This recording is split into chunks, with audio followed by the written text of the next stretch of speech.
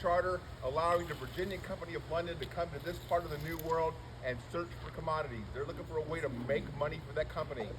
They bring professional military men here. They eventually build a fortification. They bring cannons, they bring swords, they bring shields, and they bring something called pike and shot. Pike and shot is how they fight infantry style in Europe at this time.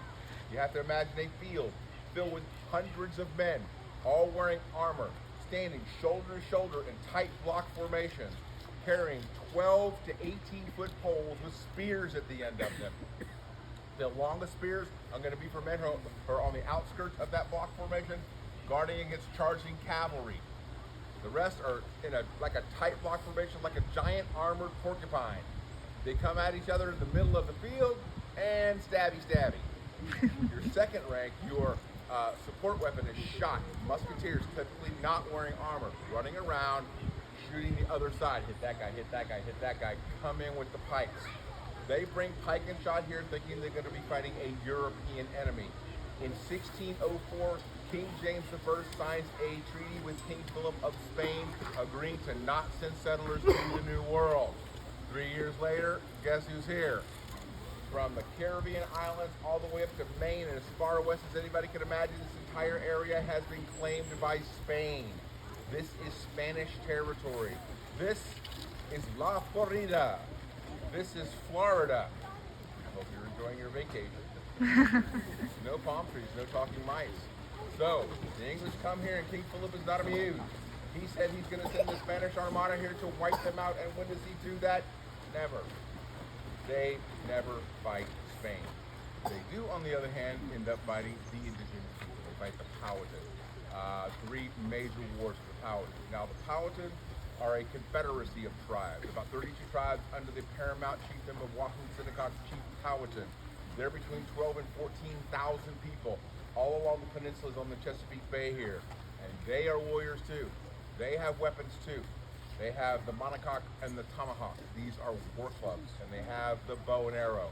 Powhatan boys practice from the time they're about 5 years old. By the time they're an adult, they're real good.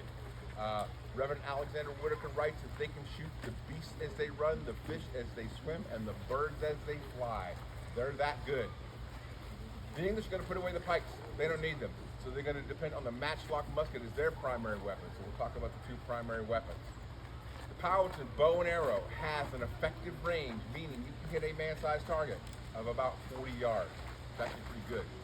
Then there's the power. It's going to be the power of that wooden bow, that animal sinew, and that man's arm, upwards of about 60 foot-pound of pressure. Those are disadvantages. An advantage is going to be rate of fire. A good Powhatan warrior can get off 6, 7, 8, or more arrows in a minute. So they're accurate and fast. Matchlock musket, on the other hand, has an effective range of 100 yards. What's 100 yards?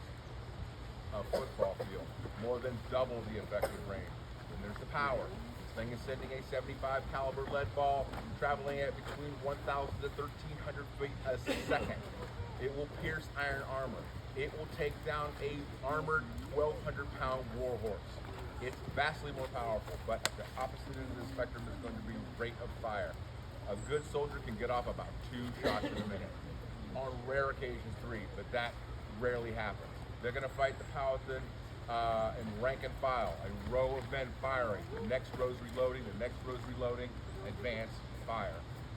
What is that stuff that's fire? In my hand here is where the matchlock musket gets its name. This is called slow match. It's a piece of hemp rope that has been treated in lye. It burns about 1 foot an hour. It's hot enough to ignite the gunpowder, and that's what it does. This is my ignition system. Real simple mechanism. See that little divot right there? That's called the pan. Next to the pan is a touch hole, a vent hole that goes into the barrel. This is the pan cover. So when I'm in the field, I'll take my powder flask, I'll pour some powder into the pan. I prime the pan. Then I shut the pan cover, blow off excess powder. I want to hold that powder in place because I'm going to cast the weapon about. This is called a bandolier. It's got these little guys called chargers. This has a measured amount of gunpowder for 1 shot. So I pop this thing open, I pour gunpowder down the barrel, I reach into my pouch and I pull out a musket ball that I made for this gun. There's no standardization. Every barrel is going to be slightly different, so I'm issued a mold for my barrel. My musket ball will not fit this guy's, and it won't fit this guy. Drop it down the smooth bore barrel, no rifling. Draw on my scouring stick. Seat the charge nice and tight. Return scouring stick. Recover the weapon. See this guy here looks like a snake? What's another word for snake? Go ahead. Serpent, right. It's called a serpentine. This is my trigger system. It is called a sear bar. It is a carryover from the English crossbow. So when I pull the sear bar, it drops the serpentine into the pan. So what I do is I take my match, blow it off, match the serpentine, try the match to see if it's going to land in the right place. It's part of the drill. It's ready to go. My last commands from the targeteer will be open pan. I'll open my pan exposing my priming charge. Present your piece. This is the piece. I bring it up to my shoulder and I take aim.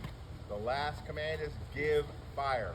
When I pull that sear bar, it drops that burning match into the pan, and I'm literally adding fire to gunpowder.